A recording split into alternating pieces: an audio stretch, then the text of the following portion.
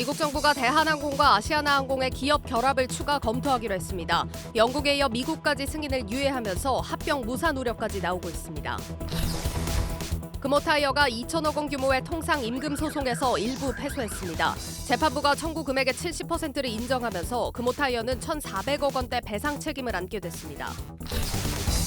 단기 자금 시장의 바로미터인 91일물 CP 금리가 14년 만에 최고치를 경신했습니다.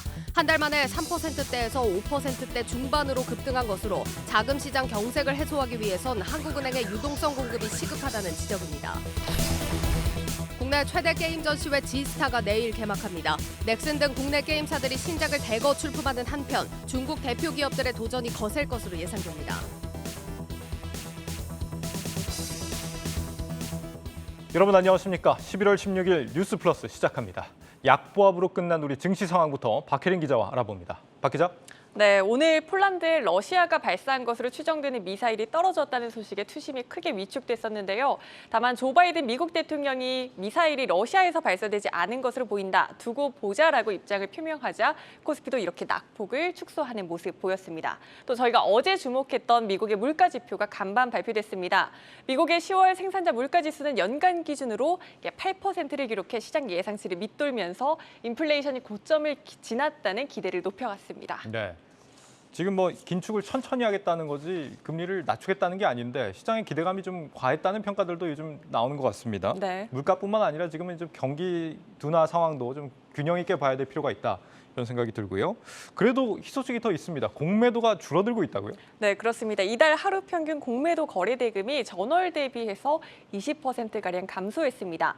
주식시장이 최근과 같이 반등하면서 공매도가 나타나고 감소하고 쇼트 커버링이 나타나고 있다는 분석인데요. 공매도 투자자들이 시장이 더 상승하기 전에 손실을 줄이기 위해서 주식을 다시 사들이고 있기도 하고 연말에 이자와 함께 배당금까지 대여자에게 지급해야 하기 때문에 통상 연말로 갈수록 공매도가 줄어드는 경향이 있기도 합니다. 따라서 전문가들은 공매도 비율이 높은 종목들이 연말 쇼트 커버링 가능성이 높다며 주목해야 한다고 조언하고 있습니다. 숏 커버링 물량 계속 더 나올 수 있다고 보는군요. 네. 어떤 종목들이 공매도 비중이 높습니까? 네, 현재 기준으로 한번 따져보면 공매도 잔액 비율이 가장 높은 종목은 롯데관광개발로 9%에 달합니다. 호텔신라와 두산 퓨어셀, HMM과 아모레퍼시픽이 뒤를 잇고 있고요. 다만 공매도가 많은 종목들이 무조건 주가 반등으로 이어지는 건 당연히 아닙니다. 네. 기업의 실적과 성장성 등 다양한 조건을 고려해야 하기 때문에 간단히 이들의 4분기 실적 한번 살펴보겠습니다. 특히 아모레퍼시픽의 영업이익이 전년 동기와 비교해 87%가량 증가하는 등 실적 회복세가 뚜렷하게 예상된다는 점 참고하시기 바라겠습니다. 아모레퍼시픽. 또 박 기자가 찝은 종목이 이번에도 또 맞아떨어지는지 쪽집게처럼 한번 네. 지켜보겠습니다. 오늘 시장에서 두각을 나타낸 종목은 그렇다면 어디가 있을까요? 내일 우리나라에 큰 손님이 찾아오잖아요. 네. 빈살만 사우디아라비아 왕세자 방한을 앞두고 한미 글로벌 등 수혜주로 거론되는 종목들의 주가가 오늘 하루 강세를 보였습니다. 네옴시티는 사우디가 오는 2030년까지 700조 원가량을 들여 대규모 신도시를 건설하는 사업인데 빈살만 왕세자의 방안이 한국 건설과 토목기업의 호재로 작용할 것이란 기대감이 일고 있는 겁니다. 단 증권가에서 구체적인 수주 실적 없이 단순히 빈살만 왕세자의 방안 여부를 가지고 호재로 보는 것은 근거가 부족하다며 주의를 당부하고 있습니다. 현재까지 실제로 네옴시티 관련 사업을 수주한 국내 기업은 현대건설과 삼성물산, 한미글로벌 정도입니다. 네, 뭐 현대차 그룹과의 트램 사업 협업 얘기도 네. 조금 들리기 시작한 것 같아요. 좀 더 이렇게 근거 있는 투자를 할 필요가 있을 것 같고 또 뭐 오늘 어떤 특징이 있었습니까? 네, 이제 곧 월드컵이 개막을 하잖아요. 네. 치킨주들이 최근 특수를 누리고 있다는 소식 전해드리겠습니다. 그렇죠. 월드컵 하면 치킨 굉장히 자연스러운 연결입니다. 네, 또 교촌 치킨으로 잘 알려진 교촌 F&B, 육 가공업체인 마니커와 하림 등의 주가가 최근 급등하고 있습니다. 네. 내일 또 재미있는 ETN이 유가증권 시장에 상장할 예정입니다. 앞서 말씀드린 치킨 관련 종목들로 구성된 FN가이드 치킨 지수를 기초로 치킨 시장의 경기에 따라 오르고 내리는 ETN입니다. 월드컵 특수를 앞두고 내일 치킨 ETN 상장에도 관심을 가져보시기 바라겠습니다. 치킨 ETN이요. 보통 이제 치킨 하면 맥주도 같이 떠올리지 않습니까? 네, 맞습니다. 맥주 관련주들도 최근에 특수를 누리고 있습니다. 그렇군요. 내일 증시는 10시에 개장한다고요? 네, 맞습니다. 내일은 대망의 대학 수학 능력 시험이 치러집니다. 국내 증시는 평소보다 1시간 늦게 개장합니다. 네, 증시 프리즘 박혜린 기자였습니다.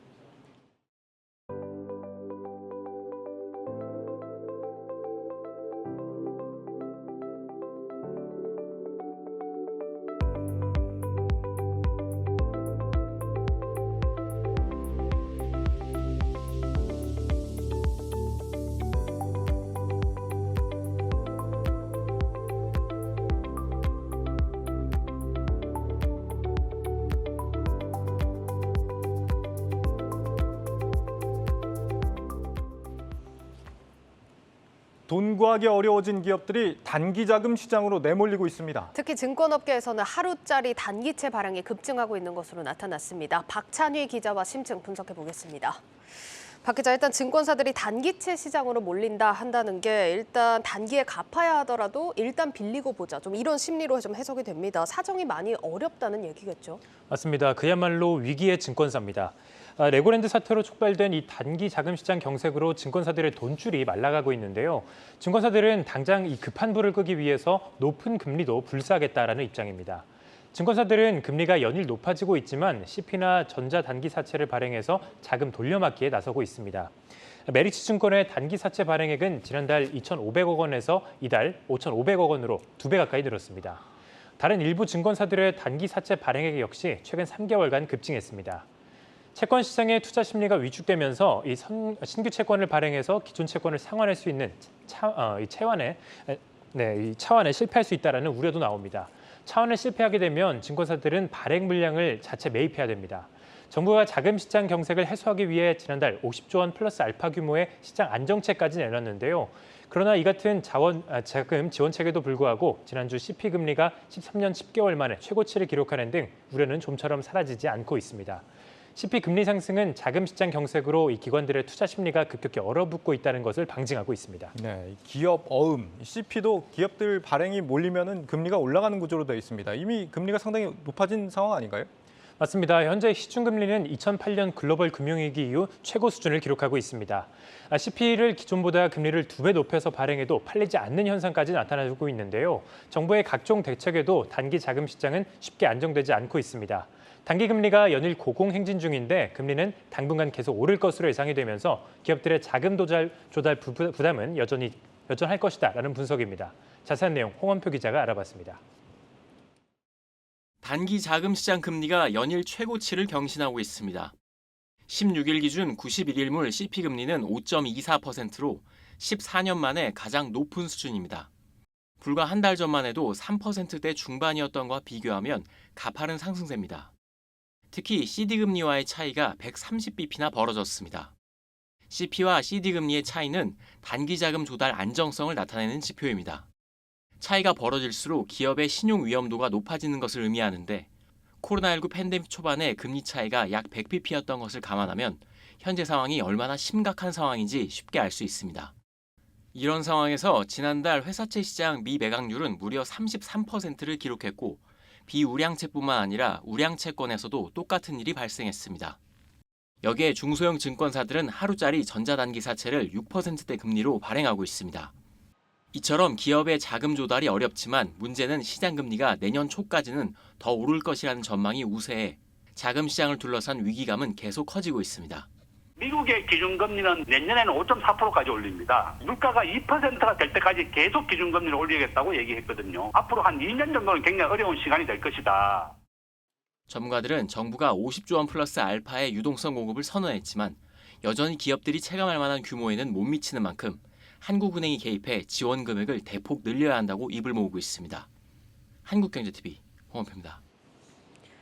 네, 짧게 빌리는 돈들도 금리가 이렇게나 오르고 있어서 정말 걱정입니다. 5% 이상 수익이 안 나는 기업들은 재무 상황이 상당히 어려워졌을 걸로 예상이 되는데 박 기자, 증권업계도 상황은 마찬가지겠죠. 어떻게 대응을 하고 있습니까? 네, 최근 증권사들은 이 단기 차입금 한도를 계속해서 늘리고 있습니다. 네. 단기 차입금은 보통 기업들이 급하게 자금을 마련할 때 활용이 되는데요.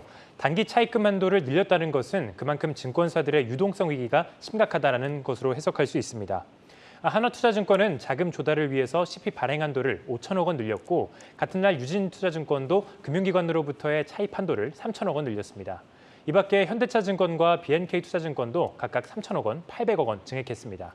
다만 증권사들은 실제로 차입한 것이 아니라 한도만 늘린 이 선제적인 조치다라고 해명을 했는데요. 유동성 위기라고 보는 것은 확대 해석이다라고 말합니다. 채권 시장이 급격히 위축되기 전부터 이미 차입 한도를 늘리는 그런 움직임이 나왔다는 건데요. 실제로 이 유동성 위기가 발생하기 전인 지난 7월 하나투자증권과 하이투자증권은 차입 한도를 한 차례 증액한 바 있습니다. 6월에도 키움증권을 비롯해서 일부 증권사들이 안정적인 운영을 위해서 단기 차입금 한도를 대폭 늘렸습니다. 그러나 현재 채권 시장 상황만 보면 이것이 단순하게 선제적인 조치다라고 보기는 어렵습니다. 시장 상황에 대한 전문가 분석 들어보겠습니다. 지난번 정부에서 이제 50조 투입하고 나서도 사실 유동성 문제가 그렇게 크게 해결되는 모습은 아니에요. 국채 시장이야 투자 수요가 항상 있기 때문에 큰 문제가 없지만은 상대적으로 회사채 시장, 특히 이제 부동산 시장 쪽이 아직도 폭탄으로 남아있다. 리파이낸싱을 할 때 금리가 전에는 한 6% 정도 내외 있는데 지금 한 12%까지 올라가 있는 상태예요. 그만큼 단기채들이 유통이 안 된다는 거거든요. 특히 이제 여전차라든지 뭐 전단채들은 거의 지금 거래가 안 될 정도로 심화돼 있고요. 네, 채권 시장이 안정화되려면 시장 금리가 안정화되고 또 전반적으로 경기 침체 우려가 완화돼야 하기 때문에 이 시기상으로는 내년 하반기 이유가 될 것이다라고 이렇게 분석을 내놨습니다. 증권사들은 부정하고는 있지만 단기 차익금 한도를 늘렸다는 것 자체가 굉장히 지금 어렵다는 걸 방증하고 있다 이런 얘기고 네. 대형사들 같은 경우는 그러면 사정이 좀 다릅니까? 어떻습니까? 상황이 크게 다르진 않습니다. 대형 증권사들의 경우 이 발행어음의 규모를 늘리고 있는데요. 발행어음은 증권사가 단기 자본을 바탕으로 발행하는 1년 이내의 단기 금융상품을 말합니다. 대형 증권사 중에서 단기 금융업 인가를 받은 증권사는 미래에셋증권과 KB증권 등 4곳입니다. 이들의 최근 발행어음 잔액은 지난해 대비 큰 폭으로 증가했는데요. 상반기 자기자본 기준으로 미래에셋증권은 20조 원, 한국투자증권과 NH투자증권이 14조 원, KB증권은 10조 원가량 발행이 가능합니다. 현재 출시되는 발행어음의 상품 금리는 정기예금 금리와 비슷한 수준인 연 5% 수준인데요. 이에 대해 시장에서는 증권사들이 높은 금리로 발행어음을 내는 것은 수익이 아니라 자금 마련을 위한 것이다라고 보고 있습니다. 기업어음하고 발행어음이 어떻게 다른 개념이죠? CP 같은 경우는 기업체가 자금 도달을 목적으로 발행하는 어음인데요. 신용 상태만 양호하다면 기업의 규모에 상관없이 발행이 가능한 그런 상황입니다. 반면 발행어음은 초대형 투자은행으로 지정된 증권사가 자금을 조달하기 위해서 발행하는 그런 어음인데 자체 신용을 바탕으로 발행하는 만기 1년 이내의 상품을 말합니다. 둘 다 단기 상품이긴 한데 네. 증권사들이 발행할 수 있는 게 이제 발행어음이군요. 맞습니다. 앞서 전해드렸던 것처럼 이 자체 신용을 바탕으로 발행하는 발행어음 같은 경우에는 국내에서는 미래에셋증권, 한국투자증권, NH투자증권, KB증권 이렇게 4군데만 가능한데요. 살펴보니까 대형사들의 자기자본 한도 내에서 발행하는 이 발행어음 소진율이 80%에 달합니다. 그러니까 이 최대한 발행어음을 찍어냈다라고 볼 수 있는데요. 대형사들도 여유가 좀 없다라고 볼 수 있겠습니다. 그러니까 대형사들이 발행어음을 발행하는 경우가 보통 잘 없는데 네. 최근에 이렇게 발행이 늘고 있다 이런 얘기인 것 맞습니다. 같습니다. 어쨌든 이렇게 상황이 안 좋아서 그런지 최근에 구조조정 소식도 많이 들리는 것 같습니다. 맞습니다. 이 증권사 취재 결과 중소형 증권사들은 CP와 전단체 발행으로 버티는 한편 비용을 줄이고 돈이 될 만한 자산을 처분하면서 자금 확보 총력전을 펼치고 있습니다. 한 증권업계 관계자는 중소형사들이 CP나 전단체를 통해서 자금 확보하려고 노력하고 있지만 거래조차 되지 않고 있는 상황이라면서 부동산 자산을 싸게 내놔도 팔리지 않아서 ETF나 펀드 상품 같이 보유 자산을 다 갖다 팔고 있다라고 말했습니다. 결국 이런 악순환이 계속이 된다면 이들이 팔아치운 주식과 채권이 꾸준히 시장에 공급이 되면서 가격 반등에도 걸림돌이 될 수 있다 이렇게 배제할 수 없는 그런 상황입니다. 엎친 데 덮친 격으로 자금 시장 경색의 실적 악화까지 될 것으로 전망이 되면서 비용을 줄이기 위해서 리서치와 IB 등 인력을 감축하는 곳도 발생했습니다. 지금 뭐 여기저기서 구조조정 들어간다는 얘기 많이들 나오고 있는데 네. 정부가 거의 지금 200조 원 가까이 뭐 자금 투입하겠다 이런 얘기를 계속 해왔지 않습니까? 맞습니다. 증권사들 체감 사정을 들어보면 전혀 안전한 상황 같지가 않은데요. 왜 그런 네. 겁니까? 이 증권사들 상황을 살펴보면 중소형 증권사 유동성 지원을 위한 이 PF ABCP 매입 신청을 받고 있고 또 이달 21일부터 이제 본격적으로 매입이 시작되는 상황인데요. 네. 다만 중소형사들은 기금 조성에 따라서 마냥 반기는 분위기는 아닙니다. 기금을 지원받는다는 것이 자칫 증권사 자금 현황이 부실하다는 것처럼 이 시장에 비춰질 수도 있고 또 실효성 측면에서도 CP 만기 상환 때까지 지켜봐야 하기 때문에 즉각 효과를 보기는 어렵다라는 입장입니다. 다만 이런 발언들은 아무래도 사정이 많이 어렵다라는 인식을 시장에 주지 않으려는 그런 발언 정도로 풀이가 되는데 앞서 우리가 살펴본 것처럼 증권사들의 자금 사정이 안 좋아지고 있다는 것은 좀 분명한 상황인 것 같습니다. 네. 따라서 오는 21일 이후에 상당수 증권사들이 정부 지원을 신청해서 해소하려 할 것으로 예상이 되고 있는데 자금 경색 문제가 실제로 해소될 수 있을지 그 여부는 그 이후에 살펴볼 필요가 있겠습니다. 네. 박찬희 기자와 심층 분석했습니다. 대한항공과 아시아나항공의 합병이 암초를 만났습니다. 영국 경쟁당국의 합병 유예 조치에 이어 미국 법무부도 심사기간 연장을 결정했습니다. 이러다 합병이 무산되는 건 아닌지 우려 섞인 목소리가 나오고 있습니다. 전효성 기자입니다. 대한항공과 아시아나항공의 기업 결합 심사와 관련해 미국 경쟁당국이 추가 심사를 진행하기로 했습니다. 앞서 영국이 두 회사 합병으로 항공권 가격 인상과 서비스 하락이 예상된다며 기업 결합 승인을 유예한 데 이어 미국도 결정을 미룬 겁니다. 대한항공은 지난 8월 말 미 법무부에 자료를 제출했고 당초 법무부는 75일간 기업 결합 심사를 하겠다고 협의를 해온 만큼 이달 중순 심사가 마무리될 것으로 예상됐습니다. 하지만 이 기한을 넘기게 되면서 두 항공사의 합병 절차에 지연 가능성이 제기되고 있습니다. 해외를 오가는 항공업 특성상 항공업체 간 인수합병은 해외 경쟁 당국의 승인을 받아야 합니다. 두 항공사가 승인을 받아야 할 국가는 총 14개 국가입니다. 현재까지 9개 국가에서 승인을 받았고 이미 신고국인 영국과 필수 신고국인 미국, EU, 중국, 일본 등 5개 국가의 승인이 남았습니다. 기업 결합 심사 규정의 유무에 따라 필수 신고국과 임의 신고국으로 나뉘긴 하지만 승인 효력은 같기 때문에 한 국가라도 반대하면 합병이 무산됩니다. 남은 5개 국가의 심사가 막바지 단계이긴 하지만 조금씩 차이가 납니다.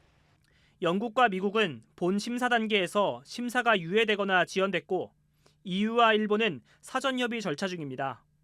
내년 초 최종 결과가 나올 것으로 예상되는 중국은 본 심사 단계까지 와 있습니다.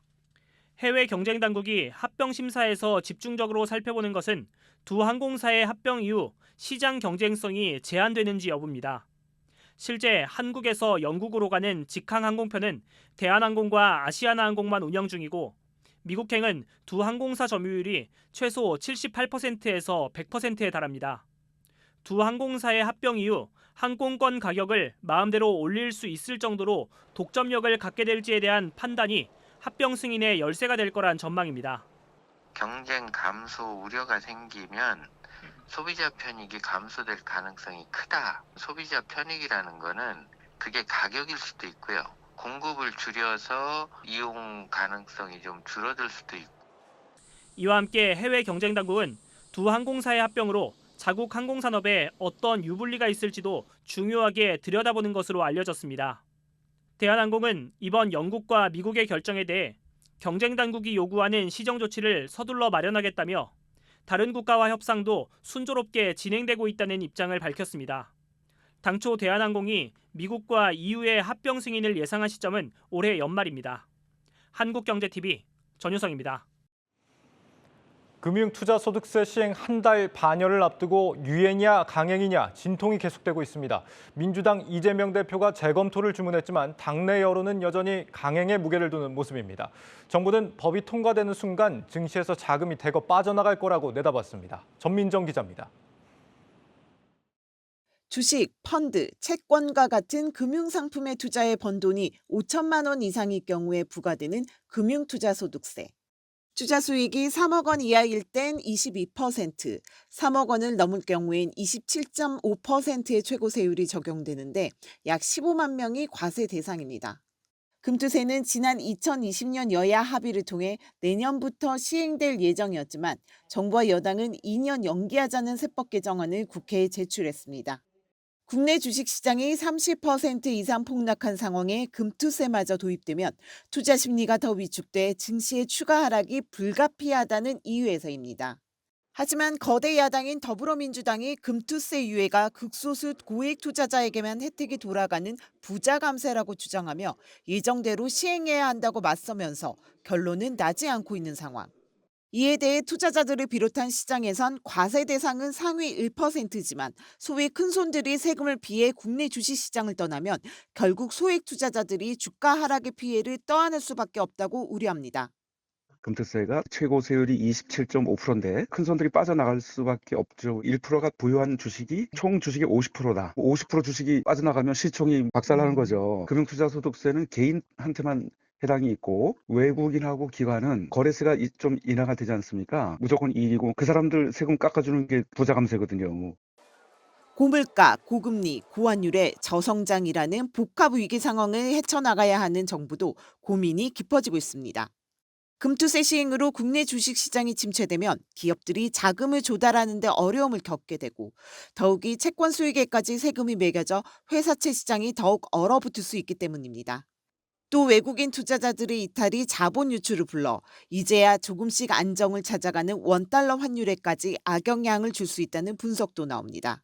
코로나 때문에 제로금리고 주식시장이 조금 상승하는 분위기여서 시장은 괜찮았고요. 그때 환율도 상당히 낮았거든요. 외국인들이 지금 한국 주식을 계속 매도하고 있거든요. 기관들도 별로 사지 않고 있고요. 뚜렷하게 한국 주식시장에 매수 주체가 없는 상태예요. 통과되는 게 확정되는 순간 대거 빠질 거예요.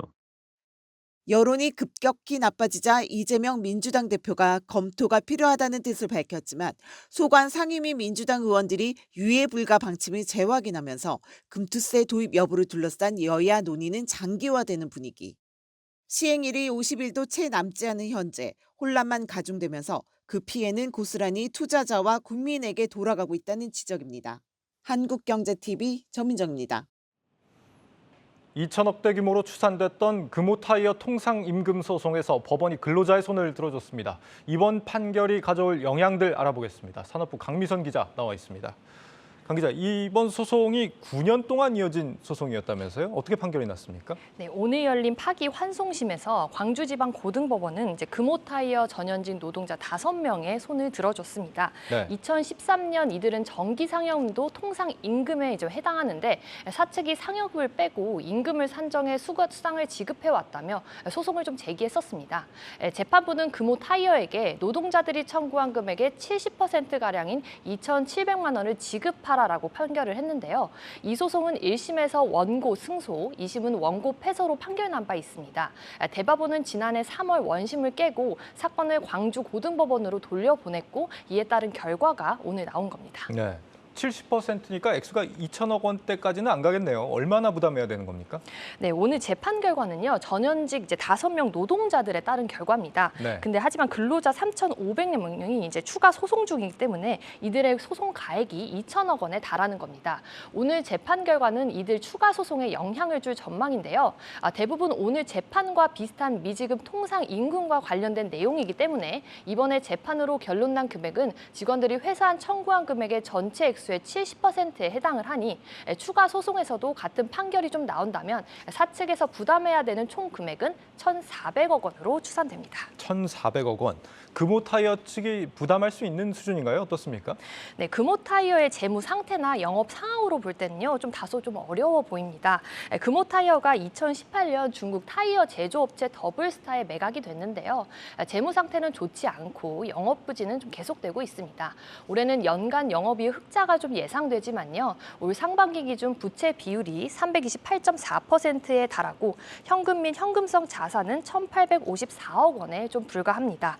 지금 당장 빚은 많고 현금은 없는데 내년 말 1조 원 상당의 대규모 부채 만기가 또 도래를 합니다.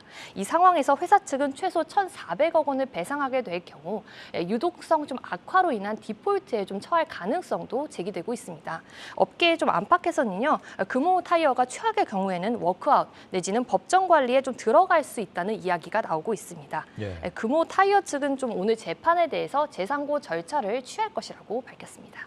이게 기업 한 곳에 그것도 직원 5명에 대한 판결이긴 합니다만 실제로는 우리 산업 전반으로 영향을 미칠 수도 있는 이슈라고요? 네, 오늘 재판의 핵심이 됐던 정기 상여금에 대한 통상임금 논쟁은 특히 제조업체에서 굉장히 많이 발생하는 쟁점 이슈입니다. 네, 정기 상여금은 통상임금에 포함되는 경우에는요. 제조업에서 흔하게 볼 수 있는 야간, 휴일 근로수당을 계산하는 시급 자체 기준이 올라가기 때문입니다. 특히 대규모 제조업에서는 상여금 규모가 굉장히 큰데요. 정기 상여금을 통상임금에 포함하느냐 아니냐에 따라서 회사가 지급하는 법정 수당 금액이 확 달라집니다. 이에 따라 오늘 금호타이어가 재판에서 일부 패소하면서 산업계 전반에 어떤 영향을 미칠지 관심이 모아지고 있는데요. 특히 현대중공업 등 다른 기업들도 비슷한 임금 소송을 진행하고 있어서 이번에 재판 결과가 다른 기업에 어떤 영향을 줄지도 관심이 모아지고 있습니다. 네, 산업부 강미선 기자였습니다. 구현모 KT 대표가 3년 더 연임하겠다는 의지를 공식적으로 밝혔습니다. 구 대표는 디지털 플랫폼 기업으로의 전환, 이른바 디지코 전략이 전 세계 통신 회사들의 롤모델이 되고 있다며 다음 승부처는 인공지능이라고 강조했습니다. 양현주 기자입니다. 연임 도전을 선언한 후 첫 공개석상에 등장한 구현모 대표의 말에는 자신감이 넘쳤습니다.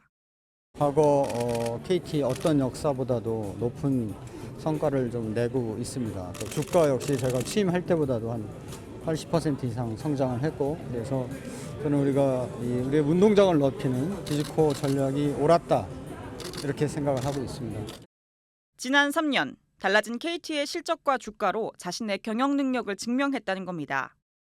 구 대표는 이런 KT의 변화가 구조적으로 지속되려면 시간이 더 필요하다며 연임 도전의 배경도 설명했습니다. KT가 이제는 단순한 통신회사는 아닌 것 같고, 전 세계 통신회사들이 따라야 될 어떤 롤 모델을 보여주고 있다, 이런 평가를 하고 있습니다. 제가 이제 생각하고 있는 건 과연 이런 변화가 구조적이고 지속될 수 있느냐라고 하는 거가 이제 관건이라고 생각합니다. 구 대표는 앞으로 10년 KT의 새로운 먹거리는 인공지능 AI라고 소개했습니다. 구현모 2기 체제 밑그림을 제시한 겁니다. 현재 KT 이사회는 구현모 대표의 연임 적격 여부를 심사하기 위해 대표이사 후보 심사위원회를 구성하고 정관과 규정에 따라 심사를 진행하고 있습니다. 이사회가 최종적으로 구 대표의 연임을 결정하면 단일 CEO 후보로 주주총회에 추천됩니다. 하지만 새노조와 일부 시민단체가 이른바 쪼개기 후원을 이유로 연임을 반대하고 있는 데다 최대 주주인 국민연금이 반대할 가능성도 있어 연임까지는 적지 않은 변수가 남아있다는 평가가 나오고 있습니다. 한국경제TV 양현주입니다. 대출 갈아타기를 온라인에서 할 수 있는 플랫폼의 도입을 놓고 은행들의 고심이 깊어지고 있습니다. 금리 장사만 한다는 비판을 의식해 일단 참여하긴 했지만 수익성 악화와 핀테크로의 종속 문제가 나타날 수 있다는 겁니다. 박승환 기자입니다. 금융위원회는 내년 5월을 목표로 대환대출 플랫폼을 만들기로 했습니다. 이미 대출을 받은 차주가 더 좋은 조건의 대출로 옮기고 싶은 경우 기존에는 대면으로만 가능했지만 온라인으로 길을 터주는 겁니다. 기대되는 효과로 우선 방문이나 통화 없이 플랫폼에서 대출을 옮길 수 있어 소비자와 금융회사는 물론 금융회사끼리도 시간과 비용을 아끼게 됩니다. 여러 회사의 상품을 단번에 비교할 수 있고 가입자 몰이를 위한 경쟁 분위기가 마련돼 전반적인 대출 금리 하락도 노립니다.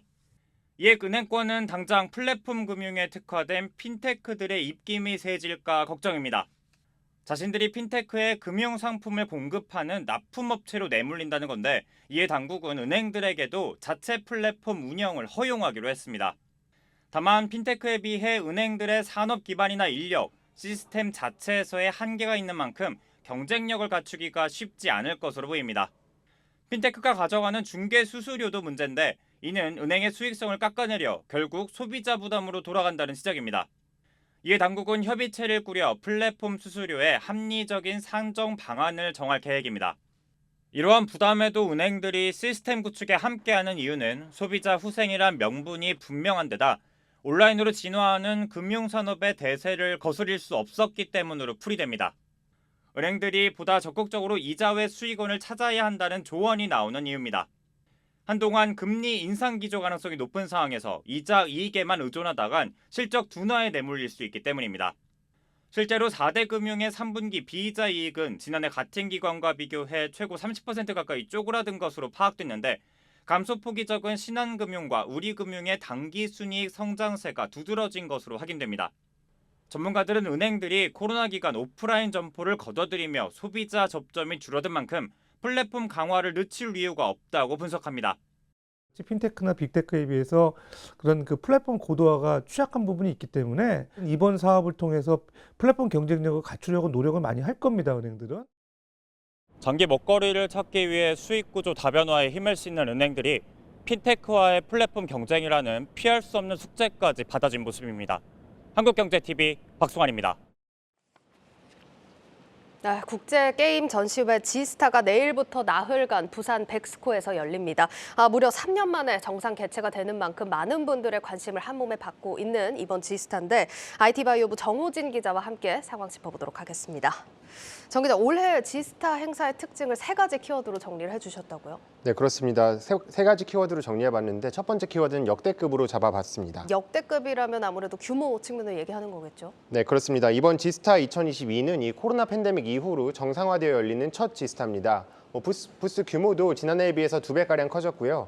또 4년 만에 복귀하는 넥슨을 비롯해서 국내 주요 게임사들이 대부분 참여하면서 신작을 발표할 계획입니다. 네. 코로나 이전까지 매년 20만 명 넘는 인파가 몰렸던 것을 감안할 때 이보다 더 훨씬 많은 인파가 이번 행사에 몰릴 것으로 내부적으로도 전망하고 있습니다. 뭐 이렇게 인파가 많이 몰리는 상황이 좀 예상되면서 관리 인력을 2배까지 또 늘렸다 이런 소식도 전해지고 있고 안전에도 또 많은 유의를 기하는 모습입니다. 이렇게 오랜만에 또 게임사들이 참여를 하는 만큼 신작에 대해서도 사람들이 관심이 많은 요즘인데 주목할 만한 게임들이 있을까요? 네, 그렇습니다. 뭐 시간 관계상 정말 많은 좋은 게임들이 있지만 몇 가지만 짚어보면요. 예. 먼저 넥슨의 신작을 먼저 살펴보겠습니다. 지금 화면에 나오는 것처럼 이번 행사에서 총 9종의 신작을 선보일 예정인데요. 보시면 넥슨은 마비노기나 뭐 카트라이더 같은 기존 IP를 활용해서 신작들을 주로 선보일 예정이고요. 예. 또 이 데이브 더 다이버라는 게임이 있습니다. 이 게임 같은 경우에는 현재 스팀이라는 이 세계 최대 규모의 게임 플랫폼에서 사전 출시돼서 지금 즐길 수 있는데 전 세계 인기 순위 1위를 기록하면서 주목받고 있습니다. 또 크래프톤 같은 경우에도요. 올해 12월에 칼리스토 프로토콜이라는 신작을 출시할 예정입니다. 이 게임 같은 경우에는 미국에 있는 크래프톤 독립 스튜디오에서 개발이 진행됐습니다. 그리고 데드 스페이스라는 이미 전 세계적으로 팬덤이 굉장히 형성되어 있는 게임이 있는데요. 이 게임의 개발자가 이 칼리스토 프로토콜의 디렉터로 참여하면서 전 세계적으로 기대감도 큰 상황입니다.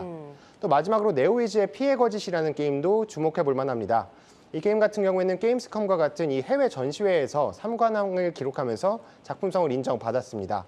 이번 행사에서는 그동안 보완 작업을 거치면서 더 나은 게임을 내놓는 만큼 네오위즈의 부스도 주목해봐야겠습니다. 알겠습니다. 일단 넥슨과 크래프톤 그리고 네오위즈의 이야기까지 좀 들어봤습니다. 이렇게 첫 번째 키워드는 역대급이라는 키워드로 또 잡아봤습니다. 네. 두 번째 키워드는 어떤 겁니까? 네, 제가 두 번째 키워드는 콘솔로 잡아봤습니다. 사실 지금까지 국내 게임사들은 모바일 게임에 집중해 왔었는데요. 예. 근데 올해 행사에서는 이 콘솔 게임들을 대거 출품했습니다. 뭐 앞서 설명드렸던 뭐 칼리스토 프로토콜이라든지 피해 거짓 같은 게임들도 전부 콘솔 게임으로 준비됐고요. 예. 특히 넥슨 같은 경우에도 올해 행사에서 자사 처음으로 이 콘솔 게임을 시연할 수 있도록 부스를 마련하기도 했습니다. 이게 콘솔 게임이라고 한다면 우리가 흔히 아는 플레이스테이션이나 닌텐도 이런 게임들을 또 떠올려 볼 수 있을 것 같은데 네. 이게 국내에서는 이렇게 인기가 크지 않지만 해외에서는 굉장히 인기가 많죠? 네, 그렇습니다. 사실 국내에서는 뭐 대부분 모바일이나 PC로 게임을 즐기기 때문에 예. 이 콘솔 게임의 인기를 사실 실감하기 어렵습니다. 하지만 국내 모바일 게임 시장 규모가 제한되어 있고 또 확률형 아이템 규제와 같은 이런 법안을 마련하려는 움직임이 포착되고 있습니다. 때문에 이 국내 게임사들도 포트폴리오 다변화를 지금 진행하고 있는 거고요. 또 실제 국내 게임 시장에서는 콘솔 게임을 즐기는 게임 이용자 순위가 이용자 비중이 얼마나 됐는지 한번 살펴봤습니다. 예. 그러니까 6%가 조금 미치지 못했는데요. 하지만 이 해외의 경우에는 북미권에는 35%, 또 유럽 이용자들은 46%가량이 이 콘솔 게임을 즐기고 있었습니다.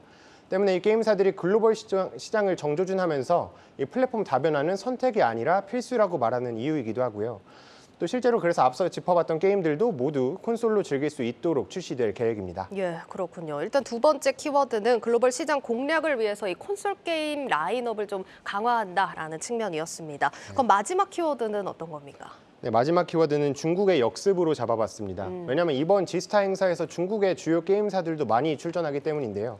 사실 제가 중국의 역습이라고 잡긴 했지만 이 역습이라는 표현도 사실 좀 어려울 수 있는 게 예. 사실 중국 게임이 국내 게임에 뒤처졌다 이런 말들도 옛말이 됐기 때문입니다. 사실 이제는 뭐 이미 사업성은 물론이고 작품성에서도 뭐 중국의 게임이 우리를 앞선다는 평가가 많은데요. 예. 대표적으로 지금 그림으로 나오고 있는 이 중국 게임사 호요버스가 개발한 원신입니다. 원신 같은 경우에는 전 세계에서 5조 원이 넘는 돈을 벌어들이면서 지금 전 세계 매출 1위를 기록하고 있고요. 예. 또 호요버스도 그래서 글로벌 브랜드 론칭 이후에 이번 지스타 행사가 국내에서 첫 게임 전시관을 선보이는 행사입니다. 그래서 이 호요버스는 신작들도 계속해서 공개할 예정이고요. 또 호요버스뿐만 아니라 리니지를 제치고 최근 국내 모바일 게임 매출 1위를 기록한 게임이 있습니다. 바로 니케라는 게임인데 이 게임을 서비스하는 레벨 인피니트 같은 경우에도 이번 지스타에 참여하고요. 또 예. 지룬 게임즈 같은 중국 게임사들도 지스타에 부스를 마련할 계획입니다. 뭐 이렇게 다수의 중국 게임사들이 신작을 내세워서 지스타에 참여하는 만큼 이번 행사 현장에서도 중국 게임의 현주소를 확인할 수 있겠습니다. 예, 우리 게임사들 주가 향방 아시다시피 신작에 달려 있습니다. 이번 지스타에서 실제 시연에 또 공을 많이 들이는 만큼 긍정적인 평가를 이끌어낼 수 있을지 좀 지켜보도록 하겠습니다. IT 바이오부 정호진 기자였습니다.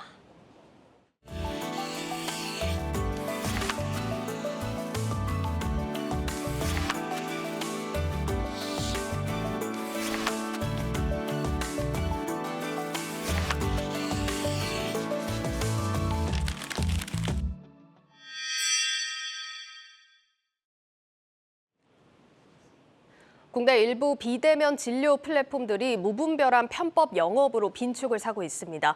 정부와 국회가 비대면 진료 전면 허용을 추진하는 와중에 업계가 논란을 자초하고 있다는 지적이 나옵니다. 고영욱 기자의 보도입니다. 코로나 시기 한시적으로 허용됐던 비대면 진료의 제도화가 급물살을 타고 있습니다.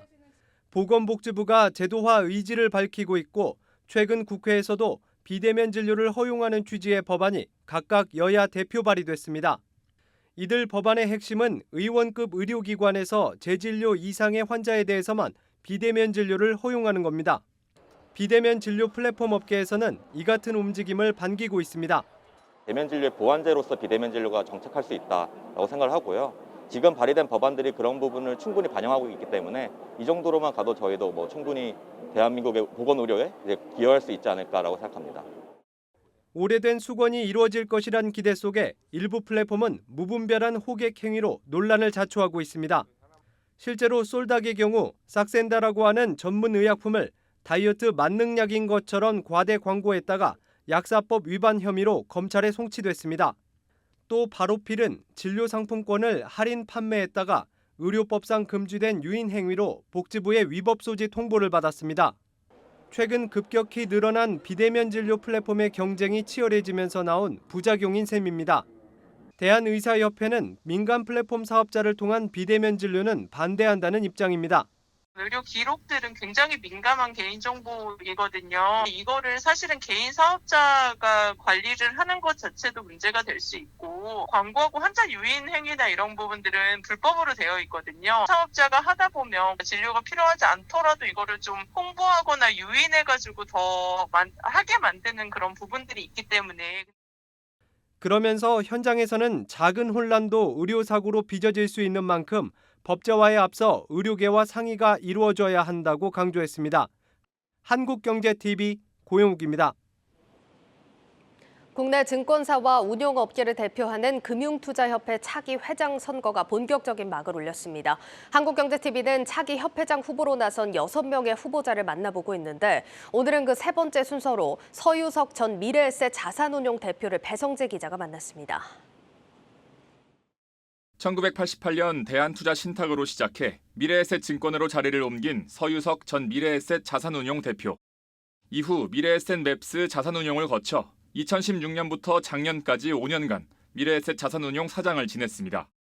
다른 후보와의 차별화로 내세운 점도 증권사와 운용사 두 업권 모두를 아우를 수 있다는 점입니다.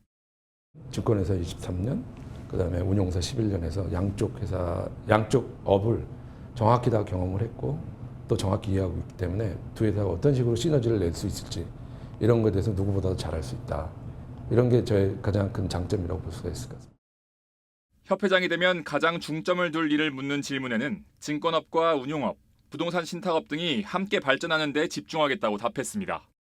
자본시장 스케일업 시키는 그런 부분에 대한 노력을 계속 해야 될 거라 생각이 되고 그중에는 최근에 이슈가 많이 됐던 그 대체거래소 ATS라고 하는 부분을 빨리 조기에 이제 안착시켜서 거기서 많은 상품이, 다양한 상품이 거래될 수 있도록 하는 것이 중요한 일일 것 같고요. 간접 투자 시장의 중심으로 떠오른 ETF도 관련 법규를 더 적극적으로 열어줘야 한다고 그는 말합니다. 상장 심사 절차를 간소화해 더 많은 운용사들이 더 많은 기회를 가져가야 한다는 주장입니다. ETF를 하려면 이제 상장이라는 절차가 필요하거든요. 그 상장할 때 한국거래에서 심사를 하는데 거기가 이제 아무래도 상장 심사는 많이 들어오고 인력은 제한되고 그러니까 거기서 이제 병목 현상이 발생이 돼요. 그래서 그런 병목 현상들을 빨리 좀 풀어줘가지고 가장 시급하게 해결해야 할 문제로는 사모펀드 사태 등으로 인해 무너진 금융투자업권의 신뢰를 회복해야 한다는 점을 꼽았습니다. 투자자들한테는 특히 금투업에 대한 어떤 신뢰, 예전에 라임 옵티머스 이런 사태가 있었기 때문에 그런 것들이 또 투자자한테 많은 그 불신을 안겨줬던 게 사실이거든요. 그런 신뢰 문제를 회복하는데 가장 역점을 두는 그런 회장이 되도록 하겠습니다. 한국경제TV 배성재입니다.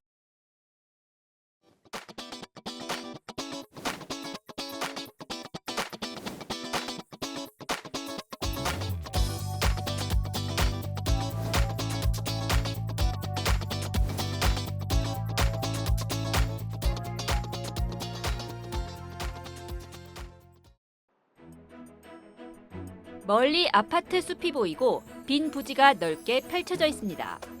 서울 강서와 마주하고 인천국제공항 고속도로와 수도권 제1순환 고속도로가 만나는 이곳이 인천 계양 테크노밸리 공공주택 지구입니다. 인천 계양 테크노밸리는 수도권 서부 주택시장 안정과 양질의 일자리 제공을 위해 총 333만 제곱미터 부지에 17,000가구를 수용할 수 있는 규모로 조성됩니다. 지난해 8월 진행한 사전 청약에서 최고 381대 1의 경쟁률을 기록했는데 특히 20대와 30대가 많이 몰렸습니다.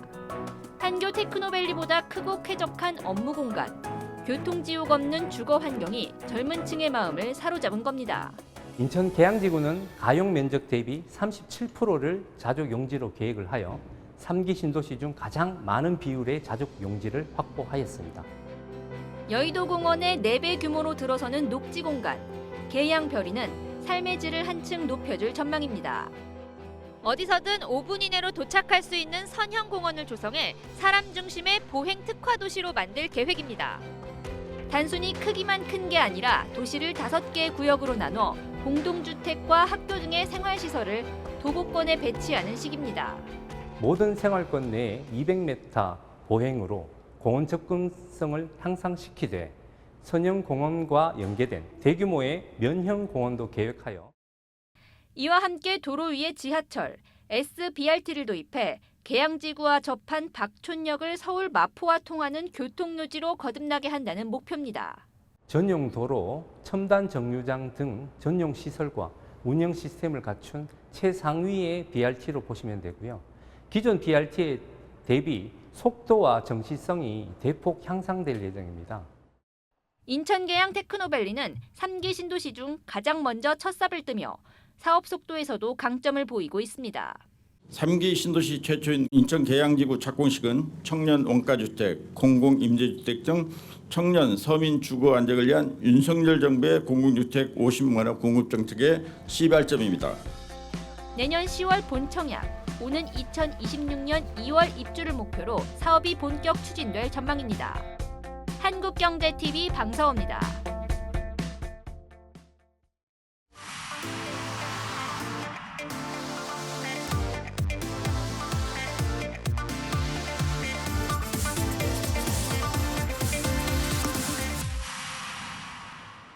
네, 글로벌 경제와 증시, 기업에 대해서 분석하는 고메스트 시간입니다. 글로벌 콘텐츠부 오민지 기자와 함께하도록 하겠습니다. 오 기자, 일단 어제 또 뉴욕 증시가 하락해서 저희가 무겁게 또 대화를 나눴는데 간밤에는 다시 또 상승을 했습니다. 좀 왔다 갔다 하네요. 네, 맞습니다. 아무래도 12월 FOMC 전까지는 이렇게 왔다 갔다 널뛰기 장세가 이어지지 않을까 이런 시장의 전망이 많이 나오고 있습니다. 네. 특히 지난 밤에는 미국의 인플레이션이 정점을 찍고 이제는 꺾였다 이런 신호가 하나 더 나오면서 투자 심리를 움직였는데요. 10월의 생산자 물가 지수 PPI가 시장의 예상보다 떨어지는 전년 동기 대비 8%를 기록했습니다. 그러면서 시장이 좀 반색한 모습을 보였죠. 예. 앞서 나왔던 이 CPI에 이어서 생산자 물가까지 이렇게 완화 추세를 이어가면서 연준의 금리 인상 속도도 제동이 걸리지 않겠냐 이런 기대가 더 커지게 된 겁니다. 다만 장 초반에는 2%의 강한 상승세를 보였습니다만 이 장중에 지정학적 리스크가 좀 불거지면서 유가가 급등했고요.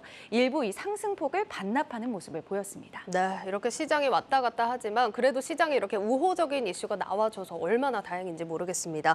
일단 PPI, 이번 이 생산자 물가지수 얼마나 잘 나온 겁니까? 일단 계속해서 좀 잘 나오는 지표들이 이어지고 있었습니다. 네. 미국 노동부가 발표한 지난달 미국 PPI가요. 전년 동기 대비 8% 상승률을 기록했습니다. 월스트리트 저널에서 집계했던 전문가의 전망치는 8.3%였는데요. 전망치보다 0.3%포인트 낮게 나온 거죠. 또 지난 7월부터 시작됐던 이 PPI 지수의 둔화세가요. 4개월 연속 이어졌습니다. 보시면 올해 들어서 계속해서 두 자릿수의 PPI 지수를 보이다가 7월부터는 좀 내려온 모습이죠. 특히 공급망의 병목 현상이 좀 완화됐다, 다소 해소된 것으로 보인다 이런 분석 분석도 나옵니다. 이 무엇보다 이 PPI 생산자 지수잖아요. 이 CPI는 소비자 지수이기 때문에 선행 지표다 이렇게 볼 수 있는데요. PPI가 둔화된다는 것은 결국 앞서 발표된 소비자 물가 상승의 둔화세가 앞으로도 계속 더 이어질 것이다. 이런 점을 의미하기도 합니다. 이런 만큼 이번 PPI 발표 직후에요. 조 바이든 미국 대통령이 언급을 했습니다. 인플레이션 완화가 시작됐다. 이런 또 다른 지표다라면서 우리 경제에는 좋은 뉴스다. 이렇게 자평을 했습니다. 월가에서도 이제 중요한 건 인플레이션이 아니다. 미국 경제다. 이런 목소리가 커지고 있습니다. 이 75bp 수준의 자이언트 스텝을 연준이 계속해서 이어갈지 미지수가 된 상태입니다. 네, 일단 이 생산자 물가지수가 지속적으로 좀 하락하고 둔화하는 모습을 보여준다. 이런 점이 가장 중요한 포인트로 꼽아볼 수 있을 것 같고 실제 월가에서도 자이언트 스텝에 대한 전망은 이전보다는 계속해서 줄고 있는 모습입니다. 그러면서도 따라오는 게 피벗, 그러니까 연준의 정책 전환에 대한 기대감인데 어떻습니까? 이렇게 시장의 기대대로 좀 부응을 해줄지 전망은 어떤가요? 일단은 경제 상황 먼저 좀 살펴야 될 텐데요. 지금 경제 상황이 금리 인상으로 인해서 어려움을 겪고 있는 것은 좀 확실해 보입니다. 현재 시간으로 어제 연준에서 미국의 3분기 가계부채 현황을 조사해서 발표했습니다. 미국의 가계부채가요, 전년 동기 대비 8.3%나 증가했다고 합니다. 이게 얼마나 급박하게 오른 거냐면요. 2008년 1분기 이후 가장 높은 상승률이었다고 합니다. 미국의 가계부채 총 규모가요. 무려 16조 500억 달러로 집계되게 됐습니다. 이 금리 인상 여파로 가계부채가 걷잡을 수 없이 늘어나고 있는 상황이기 때문에 이제는 정말 연준의 피봇이 필요한 것 아니냐 이런 목소리가 커지고 있는 거죠.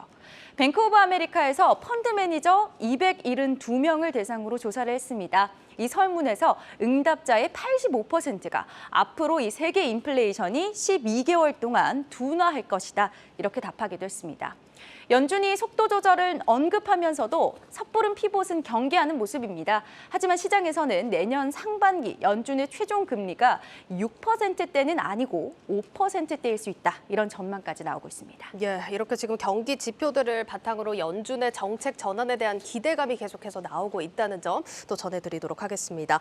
그리고 또 미국의 소비하면은 또 월마트가 떠오르는데 월마트 실적이 잘 나왔더라고요. 네, 맞습니다. 함께 좀 살펴보도록 하겠습니다. 이 현지 시간으로 15일에 발표됐고요. 월마트 실적에 따르면 3분기 매출은 전년 동기보다 8.7% 늘어난 1,528억 달러를 기록했습니다. 시장의 전망치가 1,477억 달러였는데 이보다도 많이 오른 수치였습니다. 또 주당 순이익은 1.50달러였는데요. 역시나 시장 전망치인 1.32달러보다 높은 수준이었죠. 또 주목하실 부분은 올해 연간 가이던스도 매출이 약 5.5% 증가했고요. 기존의 영업이익 예상치였던 9에서 11% 감소해서 6.5에서 7.5% 감소로 이 감소폭이 줄어들 것이다 이렇게 상향했습니다. 근데 우리가 이제 평소 생각할 때는 경기 침체나 이렇게 소비가 얼어붙는다면 월마트 같은 소매 기업들의 매출이나 영업이익이 줄어들어야 되는 게 아니냐 이런 의문을 가질 수 있을 것 같은데 실적이 잘 나왔습니다. 어떻게 해석을 해야 될까요?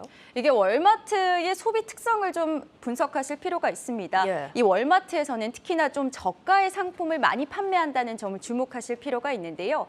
월마트를 이용하는 고객이 늘어나고 있다는 점은 그만큼 미국 소비자들의 지갑 상황이 악화되고 있다. 이런 모습으로 해석하시면 되겠습니다. 그래서 인플레이션 상황도 그렇고요. 경기 침체 상황도 이렇게 월마트의 실적이 계속해서 좋아지는 쪽에 긍정적으로 변하고 있다. 이렇게 해석하시면 되겠습니다. 알겠습니다. 이런 부분들 참고하셔서 다른 기업들 실적까지도 기대를 해보면 좋을 것 같습니다. 그리고 간밤에 또 이슈들이 많았더라고요. 그러니까 강세를 보인 기업들 어디가 있을까요? 이 개별적으로 호재가 있었던 기업들은요. 이번 투심이 좀 양호해지면서 좋은 증가세를 보여줬습니다. TSMC와 파라마운트는요. 버핏이 좀 대량 매수했다라는 소식에 10%대 급등세를 보이기도 했고요. 앞서 보신 것처럼 월마트와 홈디포 등 필수 소비자 관련 종목들이 기대 이상의 실적으로 강세를 보이기도 했습니다. 또 바이든과 시진핑이 미중 정상회담을 가지면서 미국 내에 상장되어 있는 중국 기업들에도 좀 급등세가 보였습니다. 이 인플레이션 완화 기대감 속에 시장의 분위기 다시 예열되는 모습입니다. 다만 간밤에 있었던 이 폴란드 미사일 사태 등이 지정학적 리스크를 키울 수 있다는 점 등은 이 경계를 늦출 수 없는 부분이겠습니다. 이런 점들 복합적으로 고려하시면서 투자 전략 세우시면 좋겠습니다. 예, 고 웨스트 오민지 기자였습니다.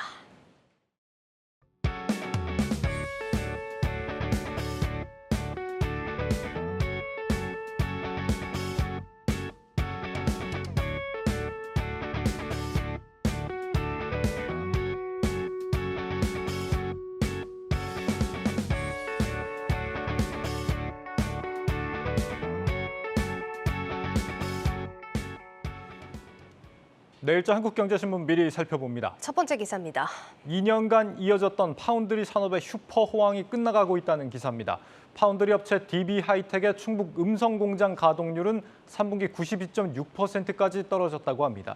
지난해까지만 해도 밀려드는 주문으로 예비 시설까지 돌릴 정도였는데 올 하반기 들어 주문을 갑자기 취소하는 고객사들이 늘고 있다는 설명입니다. 주요 고객사인 팹리스들의 주문량 축소 사례가 급증하고 있는 건데 1위 업체 TSMC도 애플이 주문량의 40에서 50% 정도를 취소할 정도라고 합니다.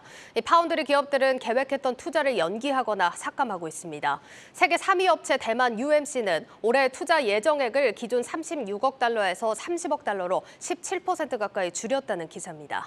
다음으로 기아 중국 법인이 3분기 또 완전 자본 잠식에 빠졌다는 기사입니다. 지난해 4분기 1차 완전 자본 잠식 이후 1년도 안 돼 다시 돈을 부어야 하는 처지라고 합니다. 3분기 기아 중국 법인 위에다 기아의 자산 총액은 2조 1천억 원, 부채는 2조 3천억 원으로 자본 총계가 마이너스인 완전 자본 잠식 상태로 나타났습니다. 기아는 지난 1분기 위에다 그룹과 함께 7,200억 원을 쏟아부었지만 3개 분기만에 모두 날리게 됐다고 합니다. 판매 부진이 가장 큰 원인으로 2016년 65만 대를 팔았던 기아는 올 들어서 6만 8천 대밖에 팔지 못했다고 합니다. 기아는 러시아 사업에 투자하려고 준비한 1조 원가량을 중국 법인에 투입하는 방안을 검토 중으로 이를 통해 중국 공장을 현지 내수 판매가 아닌 동남아와 중동으로의 수출 기지로 탈바꿈시킬 계획이라는 소식까지 전해드리겠습니다. 뉴스 플러스를 마치겠습니다. 여러분 고맙습니다.